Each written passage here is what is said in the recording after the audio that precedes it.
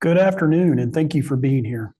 I fully realize the demand on your time is high, and your decision to be here was a choice, so thank you for doing that. Some of you have had the privilege of knowing for a while, and some of you have never had the opportunity to meet. Some of you may have been raised in the pork industry, and some of you may not have been exposed at all. Some of you have questions, and some of you may even be skeptical, and that's okay. I'd love to connect with you at some point in time if you do have questions. Today, we're going to share pork producers' commitment to caring for people, planet, and pigs. My name is Jamie Burr, and I've spent my entire life in the pork industry. From being the 5th generation in the pork industry to showing show pigs as a kid, to spending more than 2 decades with a food company, I've been blessed to work in many facets of this industry. Now I'm blessed to lead the sustainability team here at the National Pork Board. Today, I'm going to introduce to you We Care, the pork industry sustainability platform, and share progress of our journey. Then I'm going to turn it over to Sam Wildman with the Meat Institute for him to share insight, and then we will close with Q&A. So let's begin. So We Care is the pork industry's sustainability platform. It is the commitment to improve sustainable practices within the industry, to continuously improve. We have one common goal, that's to produce safe food in a nutritious way and in a responsible and sustainable manner. Said in another way is really doing what's best for people, planet, and pigs. There's just over 56,000 pig producers in the United States, and 84% of those farms are actually independent owned. So that gives you a little bit of background of the industry. So let's jump into what We Care is. We Care is rooted in 6 We Care ethical principles, and we divide those into 3 different buckets. It's pigs, people, and planet. So there, the top line, from a pig's perspective, it's about animal welfare. And then when we think about people, we think about it in these 4 areas. Our people, of course, that work in the barns, food safety, public health, our communities. And then the 6th one, certainly last but not least, is planet or the environment. We have, one of the things I wanted to share with you is we've tried to map these 6 We Care ethical principles to the UN SDGs. Not going to go through all of them, but here's an example. The upper left-hand corner is animal well-being, and that maps to zero hunger and responsible consumption and production. Food safety, the bottom left-hand corner, it maps to no hunger, good health and well-being, and then responsible consumption as well. Let's dive into animal well-being a little bit. Producers know that if we take care of pigs, they will take care of us. It's imperative that we take care of pigs, and we get up every day to do that.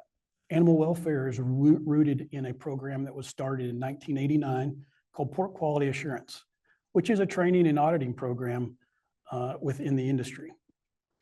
We also have the PQA site assessment, which is a process where the farms are audited by a second party every 3 years. One of the things that I think is interesting about these programs that many don't know is USDA has actually deemed these programs, PQA and PQA site assessment, to be in compliance with ISO standards and WOA, or the World Organization for Animal Health standards for animal care. And I'm happy to say that more than 95% of the pigs come from sites that have been PQA site assessed by that second party. Let's dive into our people a little bit. Without people, we can't do what we do every day. Very important asset to us. The PQA program provides training in all 6 We Care ethical principles. It provides what the goals are, what the expectations are around these 6 We Care ethical principles, and provides good production practices within each one of those ethical principles. And we know that from a data perspective that 96% of all pigs cared for in the US are cared for by employees that have PQA plus training. Shift to food safety. Providing safe food is an imperative. It's a non-negotiable. And it really begins with on-farm management and that relationship between the producer and a veterinarian. As part of PQA, the producer must have an agreement with a veterinarian to help with pig care. Another interesting piece of information about food safety is we're actually able to trace pork from food service and retail back to the plant in the event that there was a food safety concern. The last thing I want to touch on in food safety is just about experience with pork. This weekend, I would encourage you to get your grill out. But one of the most underused utensils with cooking pork is actually a thermometer. So I'd encourage you to use your thermometer alongside of your grill. And USDA's recommended temperature is 145. So 145 degrees with a 3-minute rest. So when you get that grill out this weekend, please remember that. I promise you, you will enjoy pork better. Switching to public health, the next We Care ethical principle. Public health is really a One Health approach. If we think about it from an animals, from an environment, and from a human perspective. Animals, it's really managing what's best for that animal or what their outcomes are. The environment, an example of that is managing the nutrients for manure in a way that's responsible, that at an agronomic rate. And I'm going to touch on that a little bit more here in a few slides. And then, of course, from a human perspective, it's important that we provide safe, nutritious food. Going to switch to communities. Several don't know this, but producers are volunteers in communities. They're the fabric of rural communities. You know, they are the EMT, the rural fire department member, a school board member, or even a little league coach. There are several ways that our producers are ingrained and contribute to our communities.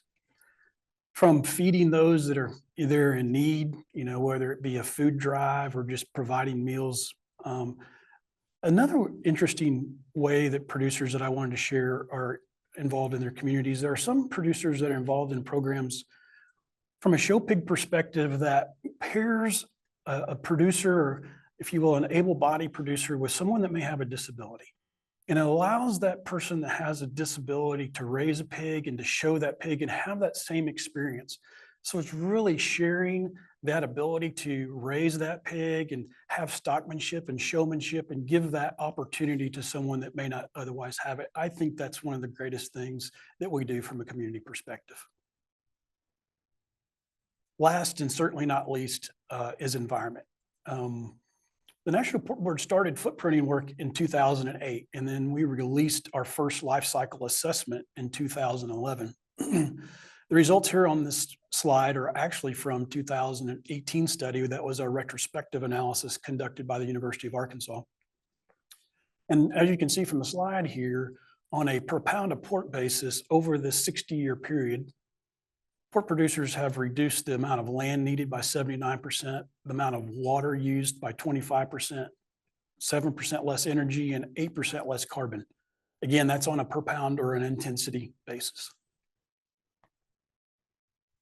I mentioned earlier about the nutrient cycle or the carbon cycle. Here's a slide that illustrates that. So if you look at the very top, there's the pig, and that pig, of course, produces manure. And that manure is then used on a crop as a nutrient, and it is replacing synthetic fertilizer. As that manure is used, that plant grows, it pulls CO2 out of the air, and it's storing that CO2 in the ground. And it's also producing additional organic matter by the manure itself, which improves soil health, helps that crop grow, and then that crop is the corn and the soybeans is used again to feed the pig. So it's that complete nutrient cycle that I think that the pork industry is uniquely positioned to be in. Everything that we do within these 6 We Care ethical principles is rooted in continuous improvement. We're seeking constantly how to improve. Let me give you 2 examples. I've covered them a little bit, but I want to reiterate them. The first one is that retrospective analysis that I shared with you over 60 years, showing that the improvement that we have made from an environmental outcomes perspective. The second example that I shared earlier is the PQA program is on its 5th version. And about every 3 years currently, we release a new version of PQA. We released version 5 this summer and have started the training process.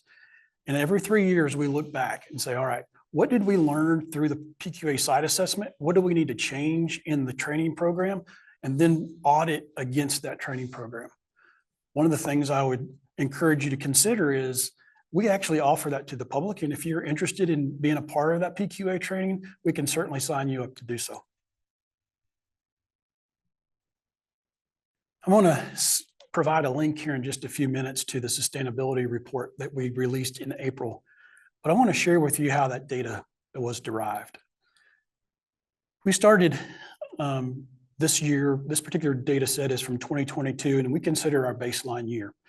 And we work with a company called Eocene, and we pair them up with a farmer.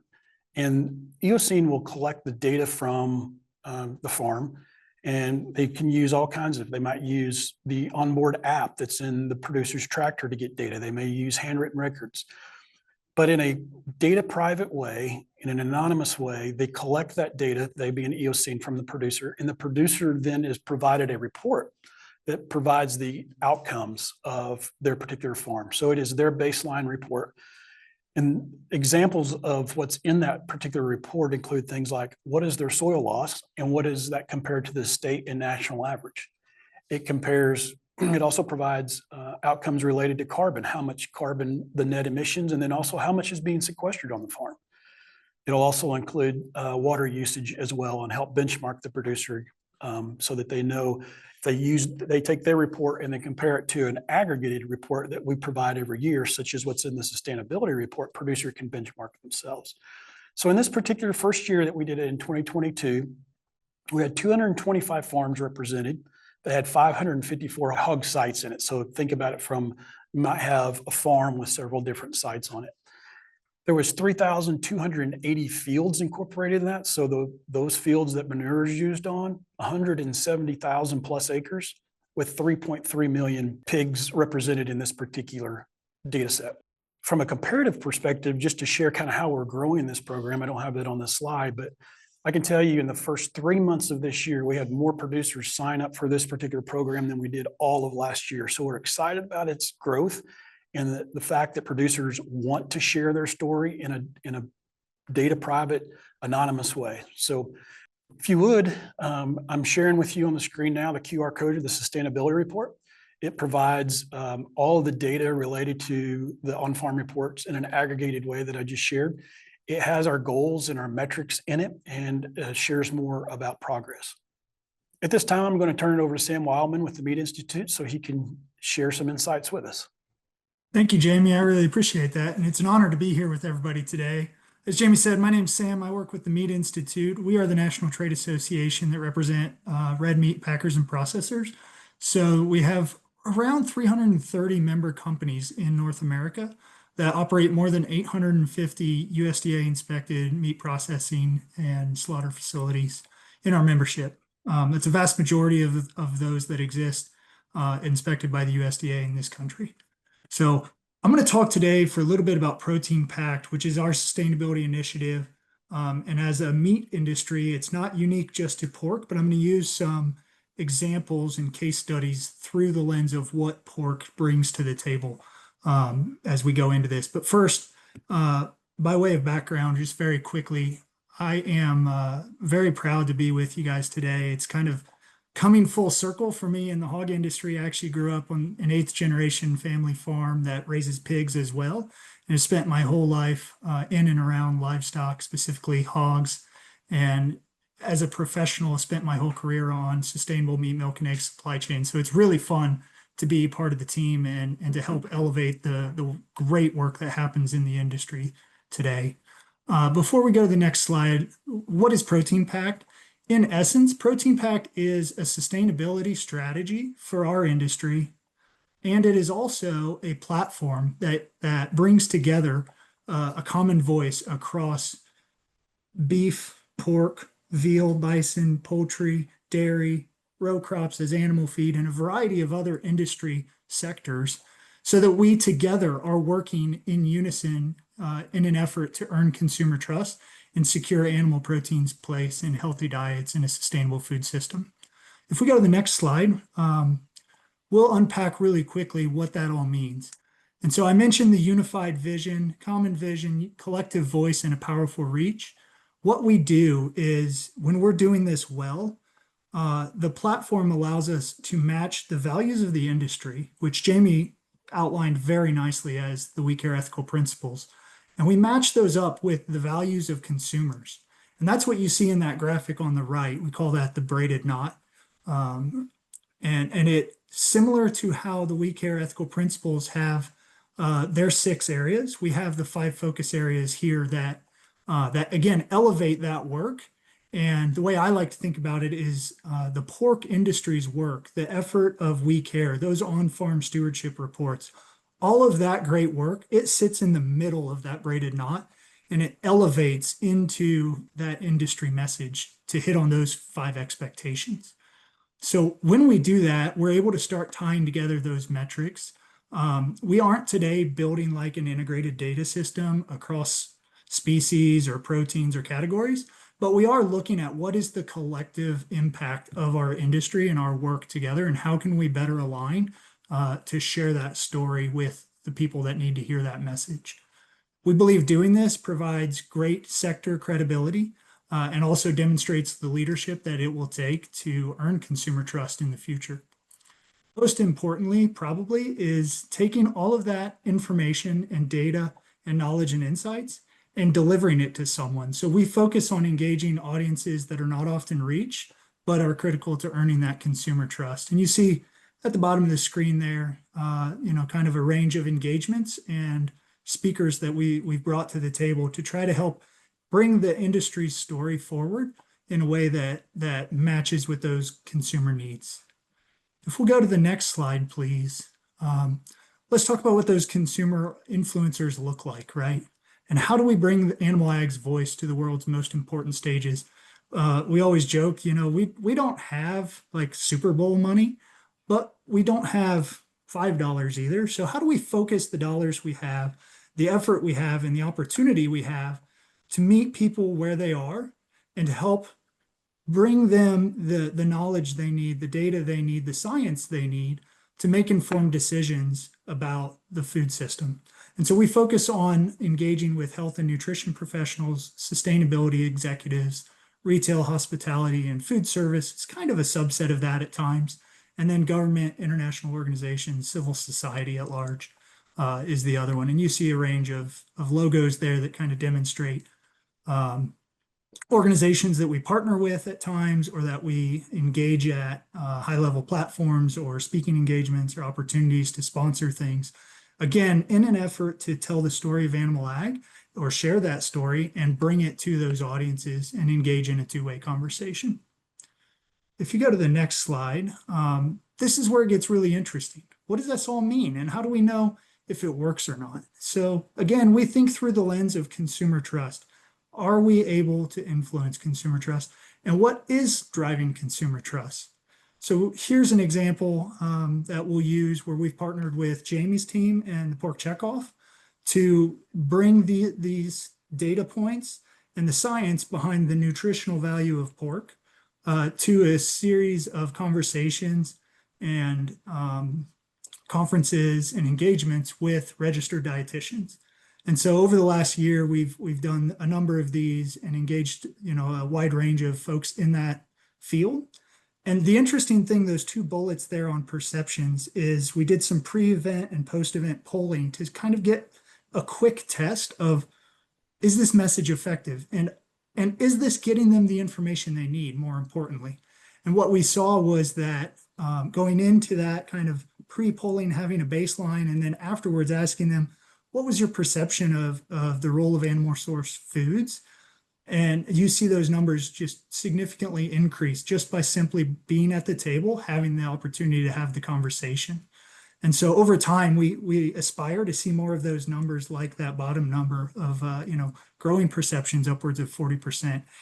Even though that's engagement by engagement, and that takes a lot of work, it's mission critical to moving this stuff forward.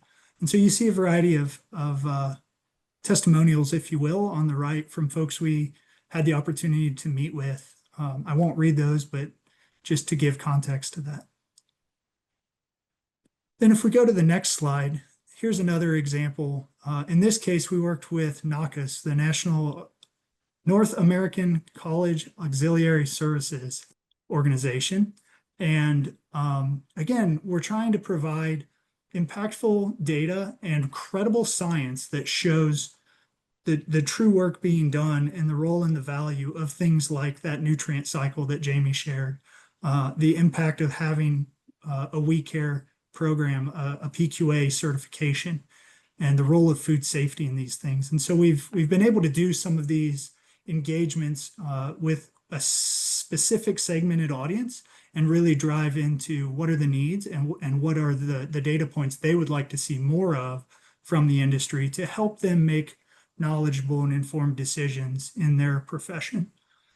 It's also given us a great opportunity to elevate some of that work and expand it out across their network, as well as other influential organizations like the Culinary Institute, which we proudly partner with on things like this. And again, some examples there at the bottom. I really love the one on the right. It's just fun to see this come to life in people's own words and understand the impact that it has on them. I think the next slide is one of my last ones, and this is super important because it's like, to what end, and why does this stuff matter, and where are we on trust? The reality is the world is in a trust deficit, right? And we have the opportunity, because food is so important to society and so important to our daily life. Food often, just as a large, subject, it doesn't reside in the same trust deficit on average that other things like institutions, banking, government, healthcare, whatever it may be, reside in. So we actually have the benefit of, as producers, as food providers, we don't start from a trust deficit of zero with consumers. We actually start from a place of sustained understanding and appreciation. And so you see on this slide, the different colors there represent those 5 focus areas in that braided knot from earlier. And the trust score is on a 5-point scale. And so we commission a quarterly consumer research project with Technomic to monitor consumer trust across those 5 areas. And we now have enough data here that we're starting to understand what is the relationship between these focus areas as consumers make not just purchase decisions, but decisions in what is important to them when they're having a conversation with people they trust, family, people important to them. Because it's not just the purchase that matters, it's how the perspective permeates into their everyday life. And it's really important that, again, we don't do this to tell them how to eat food or what to buy, but that we meet them where they are and we understand what the needs are so that we can be a better trusted resource as an industry to consumers every day. I think I have just one more slide if I'm right. Yeah, a thank you slide, of course. And I'll just say, on behalf of our industry, but with Protein PACT as a whole, the unified voice, we believe that animal ag has a place, and we think we have a seat at the table, but we know we're not entitled to it. We have to earn it every day with consumers and with customers and with everyone in the supply chain or the value chain. And we're really proud of the work that happens in the industry, and continue to work hard to bring forward transparent examples of that data and elevate it to get it to the people that need to hear it. With that, I'll just say thank you, Jamie, for the opportunity, and see where we go from here. Thank you very much, Sam. Appreciate the Protein PACT's partnership. We've got to share a lot of stages, Sam. Between the 2 organizations, we've even international stages. 2 of the past 3 COPs, for instance, we've been able to share the story of animal ag. So National Pork Board and producers appreciate the partnership that we have. And one of the things I want to close with, just kind of what I have prepared, is if at any time you have interest in going to see a farm yourself, perhaps you haven't been able to, please reach out to me and I'll try to make that happen. I think it's important for us to be able to see what we're talking about, and you're invited anytime. So Cheyenne, I'll turn it to you for questions, please. Thanks, Jamie.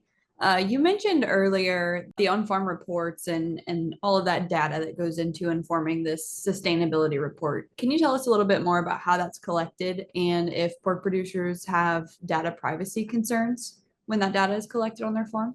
So that data is not collected nor stored by the Pork Board. We actually have a third-party contractor, Eocene, that goes out, and they have a proprietary data collection system they're working with that producer to pull that data from their on-farm records, whether it be their onboard tractor program or whether it just be written records.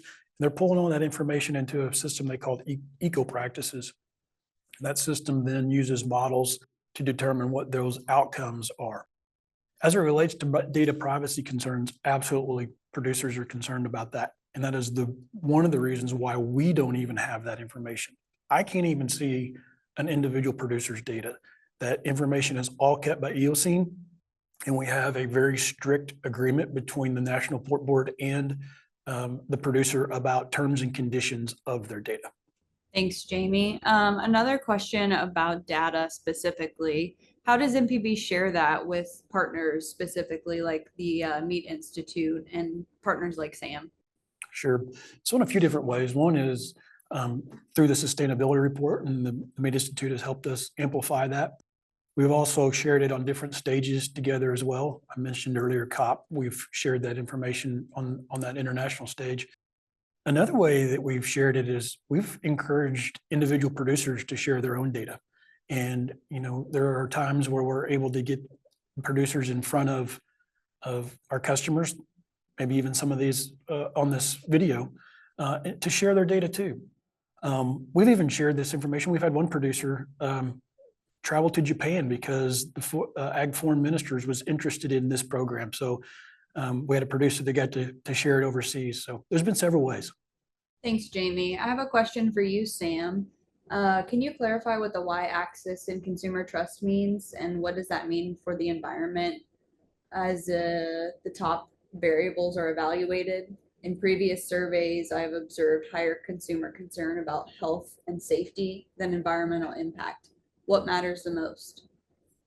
I'll try to unpack that a little bit better. So as we look here, obviously across the screen, you see each of those focus areas, right? And so like on top there, the blue line for environmental impact. On the bottom, obviously, we have the quartile timeline where we're monitoring those data points.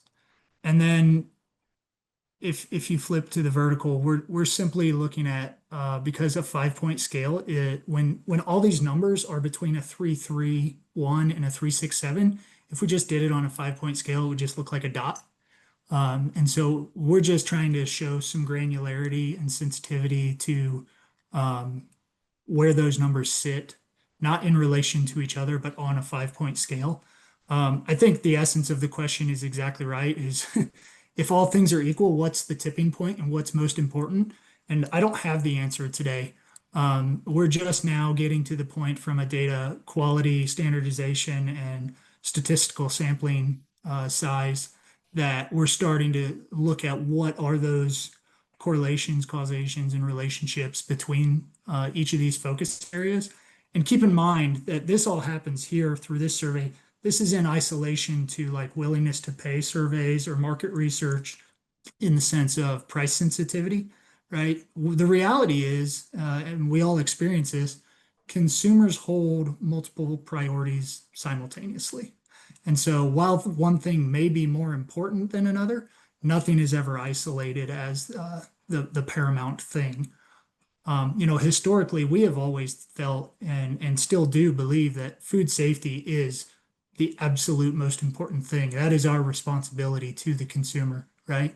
But the truth is, these are all important and they are all the responsibility of the supply chain. That's why there's so much consistency between the We Care program and that protein PACT focus areas graphic. Awesome. Thanks, Sam. One other question here for you, Jamie. We talked about the We Care ethical principles earlier on in your presentation. How does MPB help producers in a lot of those areas? So I think the most significant way is producers have seen the value in We Care and sustainability and ensuring that their story is shared with others. So much so that Checkoff has invested in people, right? So I have an entire staff that are in the field all the time, helping producers, helping our state organizations. So for instance, Dr. Heather Fowler, who is a public health veterinarian, She helps a lot in food safety and animal care, and then public health as well. And then Marguerite Tan is an ag engineer, and she helps producers with compliance and understanding complex environmental regulations. Stephanie Wetter, who's on staff as well, she's the director of animal welfare. She is in partnership with Dinah Peebles on the PQA program and Common Swine Industry Audit, and then the PQA site assessment. And then Dr. Chris Hostetler, who is an animal scientist, he helps. In fact, just last week we were in a state of Kentucky doing a workshop on different aspects of nutrition and pork production, and gave basically a mini seminar for those producers. And then we have a grant team that's working with the grant program. We have a USDA grant. Gina Hartsook and Scott Mills, they are administering that grant, which helps us provide dollars to producers to implement practices that reduce environmental outcomes. So that's probably the biggest way, is just through staff and support that way. Cheyenne.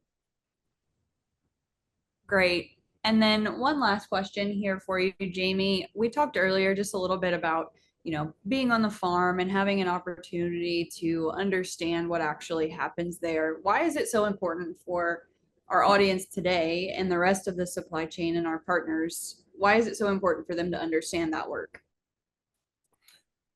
Well, I guess I'll kind of put it in my own terms. I'm from Missouri, which is, as we know, the show me state. So I think it's important, if you're provided with information that may paint the industry in a certain way, to go find out yourself. And that's the opportunity that we would like to provide to those that are on the call. If just go and look, we would love to have you on the farm and show you and showcase what producers get up to do every day to do what's really best for people, planet, and pigs. Jamie, let me add to that real quick with a bit of an anecdote. Just today, as I sit here with y'all, I'm actually on a farm in Minnesota right now, and had the opportunity to take some representatives from an omni-channel retail brand out onto the farm and learn a bit about production ag, and just get a sense of the reality of working in the system.